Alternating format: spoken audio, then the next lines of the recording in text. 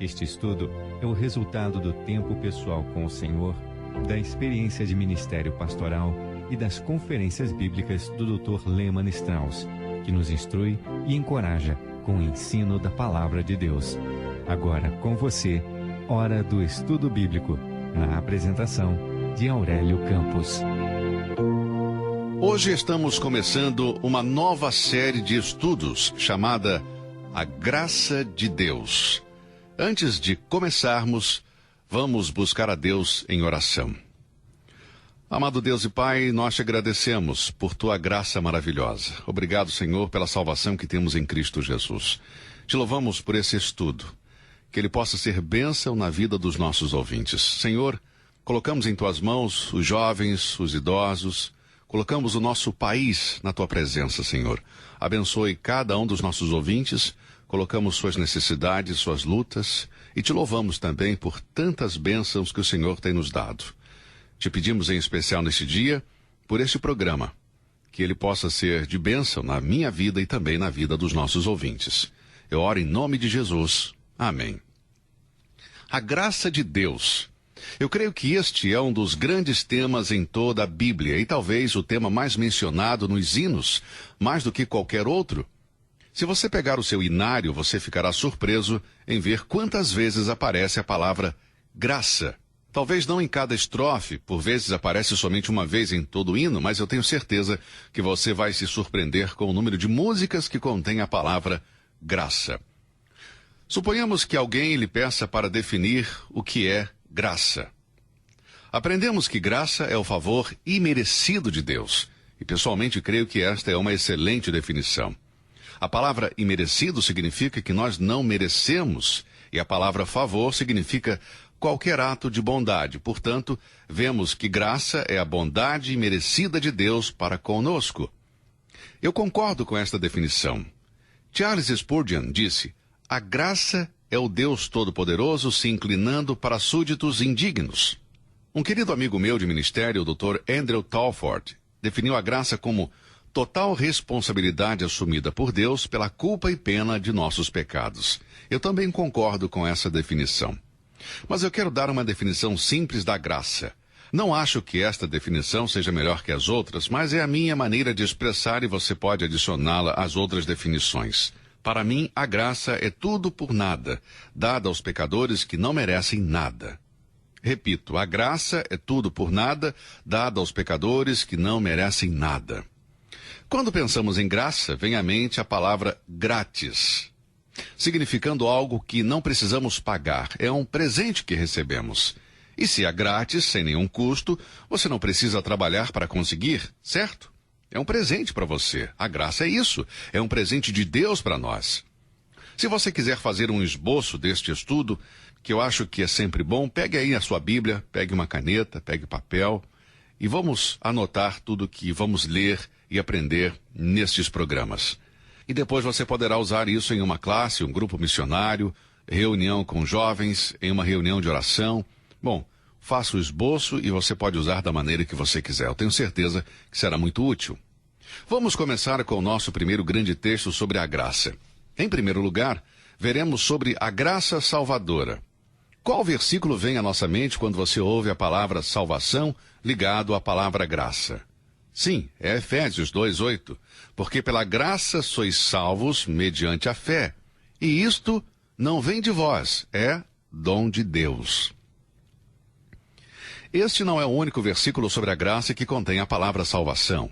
Tito 2:11 diz o seguinte: porque a graça de Deus se manifestou trazendo a salvação a todos os homens. Bem, se a graça é tudo por nada para os pecadores que não merecem nada, então estes dois versículos, Efésios 2:8 e Tito 2:11, nos dizem que a salvação é um dom, é um presente de Deus ao homem, que não pode ser comprada. Se eu pudesse comprar, então não seria graça, não seria de graça. Nós não recebemos salvação para obedecer qualquer lei, porque se assim fosse, então não seria pela graça. Deve ser absolutamente grátis. É um favor imerecido de Deus para com o pecador que crê. Para entender o que significa ser salvo pela graça, devemos entender algo a respeito da doutrina da salvação. A palavra salvação vem da palavra latina salvus, que significa ser libertado ou resgatado. Por exemplo, quando Pedro estava caminhando sobre a água, quando tirou os olhos de Jesus, começou a afundar e orou esta pequena oração: Senhor, salva-me. Pedro estava pedindo ao Senhor para libertá-lo, para resgatá-lo. Pedro percebeu que ele estava de frente com a morte, estava afundando e clamou ao Senhor para ser libertado ou resgatado. Ele usou o termo corretamente, porque estava pedindo a Deus para resgatá-lo e assim ele o fez. E nesse sentido, o Senhor o salvou. Mas eu não estou pensando na salvação somente nesse sentido, não apenas no simples fato dele ter sido libertado da morte, porque se o Senhor não voltar durante esta geração, todos os que estão me escutando deverão morrer. E isto é assim porque Deus já decretou. Na Epístola aos Hebreus, capítulo 9, nós lemos: aos homens está ordenado morrerem uma vez. Portanto, todo aquele que está vivo hoje, cada pessoa na terra, deve morrer, a menos que o Senhor Jesus volte durante esta geração. A morte está à nossa frente, amigo, e não podemos escapar disso. A palavra salvação na Bíblia é usada em outro sentido. Refere-se a ser resgatado ou liberto da separação eterna de Deus. Resgatado e liberto da culpa e punição pelos nossos pecados. Resgatados e libertos do inferno. Eu pergunto, você é salvo? Amigo, é sobre isso que a Bíblia fala. Salvação pela graça. Independentemente do assunto que você procurar na palavra de Deus, você sempre vai encontrar o grande tema da salvação. Isaías 45:22 diz: olhai para mim e sereis salvos, vós, todos os termos da terra, porque eu sou Deus e não há outro. Em Jonas, capítulo 2, versículo 9, lemos: do Senhor vem a salvação. A combinação da palavra salvo, salvação e salvador pode ser encontrada mais de 100 vezes na Bíblia. Mateus, capítulo 1, versículo 21 diz: e dará à luz um filho, e chamarás o seu nome Jesus, porque ele salvará o seu povo dos seus pecados. Em Lucas 2:11 lemos: pois na cidade de Davi vos nasceu hoje o Salvador, que é Cristo, o Senhor. Lucas 1:47: e o meu espírito se alegra em Deus, meu Salvador. Lucas 19:10: porque o Filho do Homem veio buscar e salvar o que se havia perdido. Atos 4:12: e em nenhum outro há salvação, porque também debaixo do céu nenhum outro nome há dado entre os homens pelo qual devamos ser salvos. Em Romanos 1:16: porque não me envergonho do Evangelho de Cristo, pois é o poder de Deus para a salvação de todo aquele que crê. E Romanos 10:13 diz: porque todo aquele que invocar o nome do Senhor será salvo.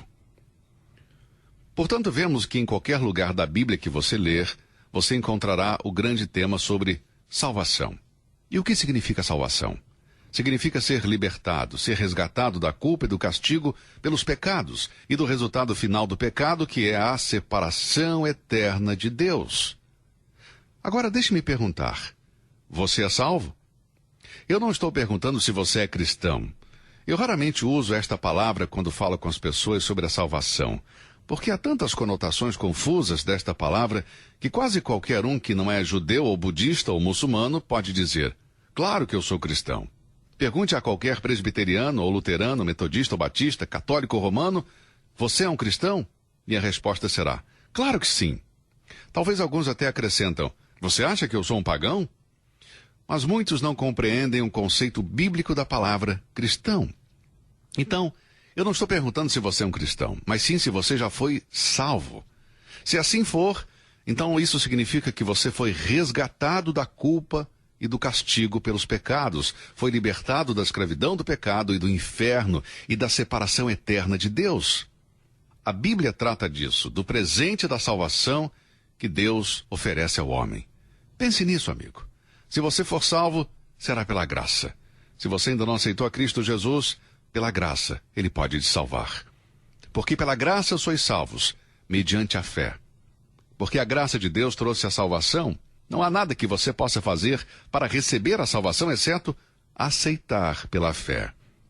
Você não pode fazer nada por sua própria vontade, exceto receber o que Deus oferece. A graça salvadora. Tudo por nada para os pecadores que não merecem nada. Ó, meu amigo, se você não é salvo, aceite a Cristo Jesus hoje como seu Salvador. Agora. crê no Senhor Jesus Cristo e serás salvo. Atos 16:31. 1 Timóteo 2:4 diz, Deus quer que todos os homens sejam salvos. Sim, amigo, Deus quer que você seja salvo e deseja fazer isso agora. Portanto, confie nele. Se você nunca fez isso, tome essa decisão. Agora eu quero que você preste atenção a uma passagem difícil nas Escrituras. Eu me agarrei a isso por muitos anos até chegar finalmente à conclusão de que Deus tem uma mensagem para mim nesta passagem e que a mensagem, em sua interpretação primária, significa apenas uma coisa. A passagem é 2 Coríntios capítulo 12. Esta parte da palavra é autobiográfica, ou seja, Paulo está escrevendo sobre ele mesmo. Lembre-se que ele está escrevendo por inspiração do Espírito Santo. Não é algo que ele pensou por si próprio. Ele escreveu o que o Espírito Santo ditava, mas é uma experiência de sua própria vida. Vamos ler 2 Coríntios 12, versículos de 1 a 5. Em verdade que não convém gloriar-me, mas passarei as visões e revelações do Senhor. Conheço um homem em Cristo que há 14 anos, se no corpo não sei, se fora do corpo não sei, Deus o sabe, foi arrebatado ao terceiro céu. E sei que o tal homem, se no corpo, se fora do corpo, não sei, Deus o sabe, foi arrebatado ao paraíso, e ouviu palavras inefáveis, que ao homem não é lícito falar. De alguém assim me gloriarei eu, mas de mim mesmo não me gloriarei, senão nas minhas fraquezas. O que eu vou dizer pode parecer novo para alguns, mas eu só quero que você recorra à palavra de Deus e verifique se eu estou certo. Eu creio que Paulo se refere a uma experiência que aconteceu em um lugar chamado Listra. Se você observar o segundo versículo, então você tem a chave para isso. Conheço um homem em Cristo há 14 anos. Se nós voltarmos cronologicamente 14 anos antes de Paulo escrever esta epístola aos Coríntios, você encontrará Paulo em Listra, onde ele foi apedrejado. Vemos isto no livro de Atos. Ele foi dado como morto. Na verdade, Paulo tinha sido apedrejado até a morte. Quando um crente morre, seu espírito deixa o corpo e imediatamente vai estar com o Senhor. Assim que quando Paulo foi apedrejado em Listra, ele deixou o corpo e foi estar com Cristo. Isso fica muito claro em algumas passagens bíblicas. Por exemplo, em 2 Coríntios capítulo 5, versículo 8, novamente o apóstolo Paulo escreveu, inspirado pelo Espírito Santo, dizendo: Mas temos confiança e desejamos antes deixar este corpo para habitar com o Senhor. Em outras palavras, quando um crente morre, sua alma vai imediatamente para a presença de Deus, e seu espírito estará com Deus no mesmo instante. Não existe tal ensinamento na Bíblia que fale sobre alma que dorme. O reino espiritual do homem nunca entra em um estado de sono ou de inconsciência, mas está sempre consciente. Bem, Paulo havia sido apedrejado até a morte em Listra, 14 anos antes de escrever a segunda carta aos Coríntios. Não sabemos por quanto tempo ele esteve morto, mas sabemos que Deus o trouxe de volta à vida. E quando voltou à morte, naturalmente ele lembrou de algumas coisas que viu e ouviu enquanto estava no céu. Deus não queria que Paulo falasse sobre essas coisas, mas sim que ele pregasse as insondáveis riquezas de Cristo e ministrasse aos gentios. Mas Paulo tinha uma tendência a se orgulhar, como vemos no versículo 7 de 2 Coríntios capítulo 12. E para que não me exaltasse pela excelência das revelações, foi-me dado um espinho na carne, a saber, um mensageiro de Satanás para me esbofetear, a fim de não me exaltar. Observe novamente esse versículo e o que você vê. Encontramos uma expressão a fim de não me exaltar. Em outras palavras, quando Paulo voltou à vida, Deus permitiu o diabo atacar o corpo de Paulo e trazer sofrimento a ele, uma aflição física dolorosa. No entanto, Paulo diz no versículo 7 que era um preventivo divino para o guardar do orgulho e não exaltar-se das coisas que tinha visto e ouvido. A isto Paulo chamou de um espinho na carne. Agora, o que Paulo fez? O que a maioria de nós, quando ficamos doentes, fazemos. Ninguém gosta de ficar doente. Todos nós queremos nos sentir bem. O cristão normal deseja se sentir bem se está em seu pleno juízo. Na minha opinião, ninguém com uma mente saudável cometeria suicídio. Qualquer um que tenta o suicídio é porque naquele momento a sua mente não está bem. Creio que todos aqueles que têm uma mente normal querem viver. Até nós que somos crentes, que sabemos que vamos para o céu quando morrermos, não desejamos morrer. Se estamos saudáveis, queremos aproveitar a nossa vida na terra e desfrutar aqueles que amamos. Bom, queremos viver para servir a Deus, eu acho isso normal e natural. Não há nada de errado sobre isso. Por isso, quando ficamos doentes, geralmente oramos para sermos curados. Isso é normal para quase todos os cristãos, e Paulo não era diferente de nós. Por isso, no versículo 8, lemos: acerca do qual 3 vezes orei ao Senhor para que se desviasse de mim. Acerca do qual? Acerca do quê? Do espinho da carne. Pense sobre isso. Paulo orou ao Senhor 3 vezes para o livrar disto, mas Deus não o fez. Não atendeu a oração. Deus pode nos curar de todas as doenças, mas Ele nem sempre nos cura de toda a doença. Aliás, em mais de uma ocasião eu ouvi dizer que há uma doença que Deus não vai nos curar. É a última.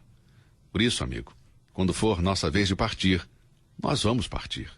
Exceto se o arrebatamento acontecer, quando Cristo vier para nos levar para o céu, não existe uma pessoa que está me ouvindo agora que escapará da morte. Nenhum de nós. Ao homem está designado morrer uma só vez. Portanto, quando chegar a sua vez de morrer, isso vai acontecer. Quando chegar a minha vez de morrer, não há escapatória. Todas as orações de todos os santos na terra não poderão fazer você ficar aqui quando Deus o chamar para partir. Paulo orou 3 vezes para que fosse liberto deste espinho, mas não era a vontade de Deus livrá-lo. Ele poderia sim, mas não era sua vontade. Talvez alguns de vocês estão me ouvindo agora e estão passando por águas profundas, doenças, depressão ou problema emocional. Talvez você tenha perdido um membro da família. Eu não sei o que está acontecendo com você agora. Eu não sei o que está quebrantando o seu coração, o que tem causado essa ferida. Pode ser um filho ou uma filha rebelde, ou seu cônjuge que não lhe demonstra mais amor. Eu não posso dizer que Deus o livrará desse espinho em sua vida. Ele pode fazê-lo com certeza, mas eu não estou dizendo que ele vai fazer. Mas eu sei de uma coisa: você pode viver a mesma experiência de Paulo. Qual foi a sua experiência? Bem, você vai encontrá-la no versículo 9. E disse-me: a minha graça te basta, porque o meu poder se aperfeiçoa na fraqueza. Observe a palavra graça. Esta graça é suficiente.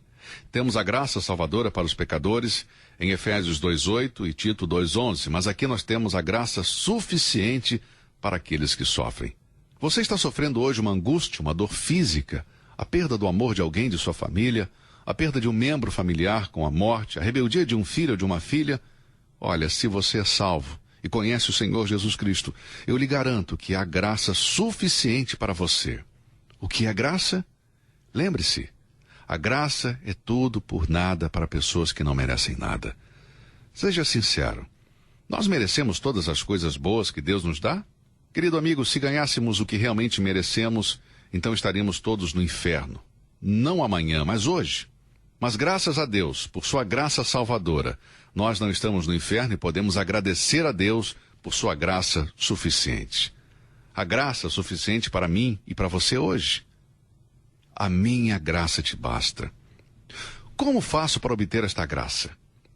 Bem, não é tão difícil como parece. Há um versículo impactante sobre a graça e eu quero compartilhar com vocês. Está em Hebreus 4:16. Tenho certeza que muitos de vocês conhecem, mas como muitos versículos das Escrituras, não aplicamos aos nossos próprios corações, não colocamos em prática. O que Hebreus 4:16 diz é: cheguemos, pois, com confiança ao trono da graça, para que possamos alcançar misericórdia e achar graça, a fim de sermos ajudados em tempo oportuno. O que este versículo está dizendo é simplesmente que você pode obter graça somente se aproximando de Deus e pedindo para Ele.